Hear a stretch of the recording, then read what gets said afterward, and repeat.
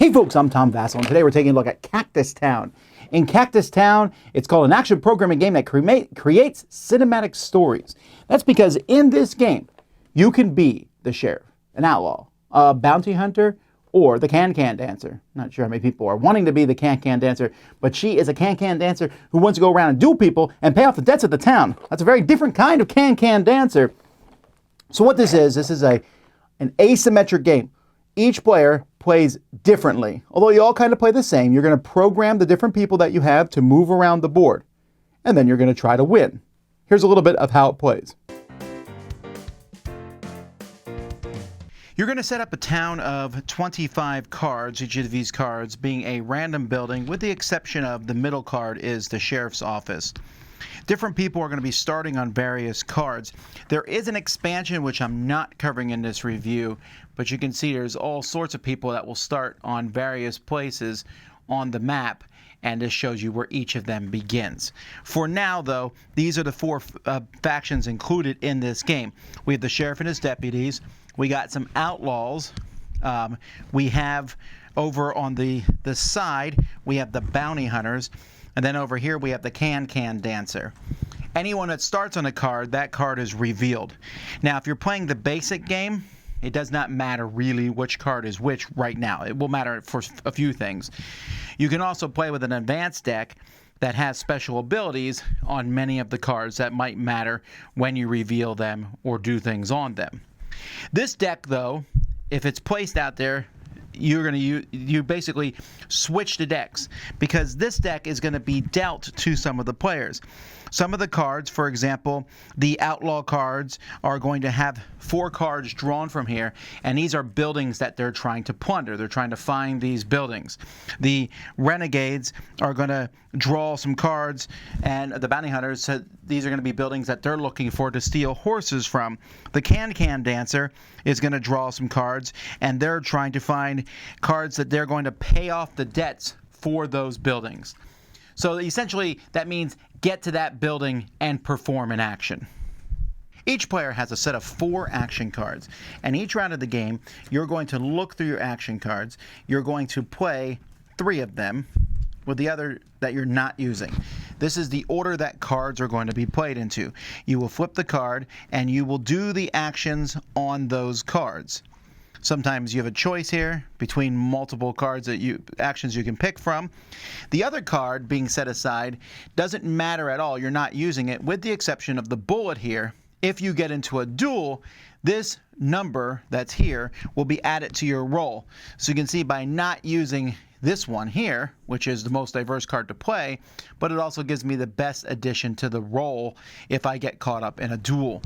The different cards from the different factions have many of the same symbols on them, like run or fight, but they might have specific ones, like the bounty hunter here has specifically, hey, kidnap a horse.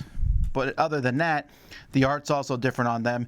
But you're going to have kind of a similar hand of cards with just minor differences on them.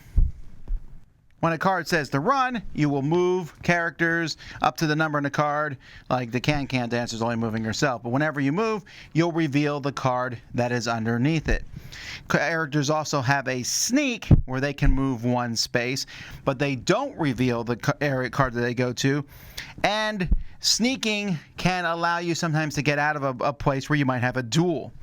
A duel is pretty simple. If 2 people are in the same spot and they have a duel, they're both going to roll a die, a 6-sided die, and then add that bonus that I mentioned to. If a character loses, and by the way, if there's a tie, whoever initiates a duel wins. If the character loses, an outlaw, they're stunned. Everyone else gets pushed up to 3 building spaces away. Now, outlaws being stunned allows bounty hunters to capture them. It allows the sheriff to capture them, because the sheriff is trying to get the bounty hunter back into prison. And that's, the sheriff has an extra card, and one of their actions will be jail an outlaw. If they move the standee, and if they have that standee there on top of an outlaw who's stunned, they can jail them, and that's their victory condition. To win the game, each player has to complete their conditions. The sheriff wins if they get 2 of the outlaws in jail. The outlaws win if they manage to find their loot tokens and the buildings they need, and then escape out of town, basically move off the map. The renegade wins if they capture one outlaw and they need to steal 2 horses from the buildings on their map. And Can Dancer needs to just win 3 duels, doesn't matter who against, and pay off the debts for 2 buildings that they have cards for.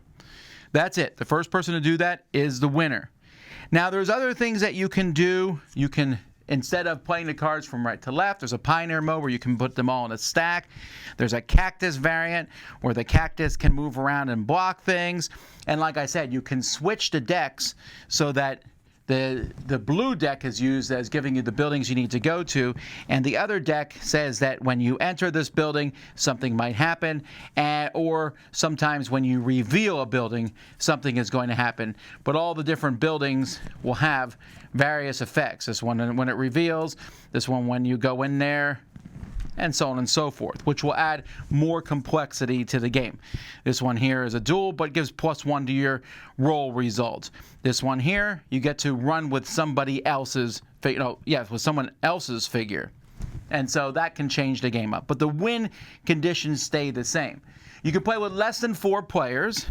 There are cards that are included with the game that will give you different ways to set up depending on how many players you have. So, for example, with 2 players, you could play with just the sheriff and the outlaws. And it also, on the back of this card, it does show you how everything is set up, again, showing you the alternate people. There's also cards that give you a description of all the actions, showing you sneak all, duel, jail and outlaw, run for the sheriff. Those are his. While the outlaws have duel, plunder, run, recover, which lets them heal from being stunned, and sneak all or break free out of prison. So things like that. And then there's another card here that shows all kinds of setups if you include all the expansion stuff. Card quality is very, very good. I like it. All the standees, I love the art on that. And it all fits in a fairly small box. I imagine that some people will say you really need to play this with the expansions to make it shine. I am reviewing this game based on what is in this box, which is the 4 factions. I imagine that adding more factions would increase the fun. So keep that in mind. This is a very simple game. It's you play the actions, you move, you go around, everyone's looking for what they have. It feels very balanced, as in it feels like anybody can win. I might say the hardest to win would be the sheriff, I think, because the sheriff has to knock the outlaws out with a duel, then go and arrest them before the outlaw recovers and or the bounty hunter captures them. The bounty hunter can bust them out of prison too, so just so that because the bounty hunter wants to capture them themselves. I feel like the Can Dancer has 5 objectives they need to do, which is do 3 duels and then pay off 2 buildings. And the Renegades have only 3 objectives, but capturing the outlaw is a difficult one. And the outlaws might be the easiest because they just need to find their plunder and get out of Dodge. The problem is everyone's hunting them down. Now, here's the thing. That's cool. I like this idea for families, this asymmetric stuff. I think I would like this more if it was a little less random. And that's what it comes down to. I'm giving this one a 6. I don't think it's bad. I had an okay time playing, a fun time even. But I don't think I would pick it again, and that's because the duels are just crazy wild. Yes, you can add 1, but if I'm adding 1, guess what? Higher roll wins. And I've definitely seen games of this that were lost because one person rolled poorly. Now, the games aren't that long. It's light and fun. Families are probably going to enjoy this. Keep all that in mind. But this is my review, and I was just okay with it. I didn't dislike it, but I felt like, well, I see an outlaw as a sheriff, I'm going for them. I'm an outlaw, I'm going to hunt for buildings. Now, yes, there's a little bit of I'm programming my cards to sneak around you, and I hope I played the right card at the right time. I didn't. Oh, well, that's how programming games work. But it just felt a little too light and a little too lucky. But, like I said, I think there's a group of people out there that this is going to do really well with. I've went online and read a lot of people really enjoyed this. They're like, wow, an asymmetrical game that's not over the top, difficult, like Root and games like that. I get that. That makes sense, and that will work for many people. I like the Western motif. I like the the glorious can-can dancers, you know, paying the debts up at the town. I think that's funny, and the art and all, and it's a nice small package. That's a good thing. Just a little random for me, which is why it only gets a 6. But anyway, that's Cactus Town. I'm Tom Vasel. We'll see y'all next time.